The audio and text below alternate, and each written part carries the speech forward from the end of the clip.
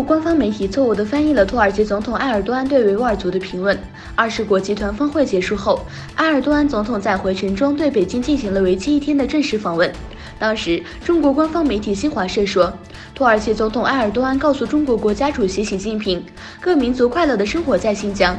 然而，南华早报报道称，土耳其外交官员表示，中方误译了埃尔多安关于维吾尔人的评论。土耳其官员表示，埃尔多安总统表明了维吾尔人在中国生活和平、幸福和繁荣之中是我们唯一的愿望。中国在东突厥斯坦大规模拘留维吾尔和其他穆斯林，并进行系统的同化政策，已引起国际社会的关注和批评。本月24日，国务院新闻办公室发表新时代的中国国防白皮书。白皮书提及，武警部队2014年以来协助新疆维吾尔自治区政府打掉暴力恐怖团伙1588个，抓获暴力恐怖人员12995人。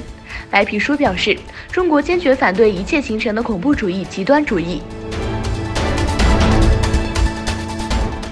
最近，英国广播公司发布的关于东突厥斯坦集中营的一段视频中，中国当局告诉记者，里面的人是没有受过教育，都是失业的人员。但据有关资料显示，喀什市集中营拘留的维吾尔人中有许多国家干部，47岁的艾科拜尔·埃白杜拉是其中的一位。他曾经是喀什地区文化遗产保护局的一名专家。然而，在 BBC 视频中，当局声称他是一名失业者。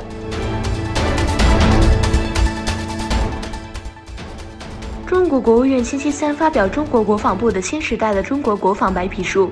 中国国防部新闻发言人吴谦在记者会上表示，这段时间他们密切关注香港形势发展，特别是7月21日的游行及暴力事件，以及激进分子充气重点办。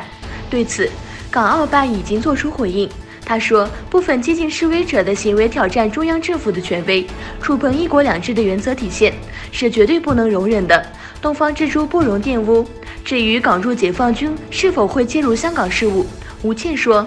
在驻军法的第3章第14条已有明确规定，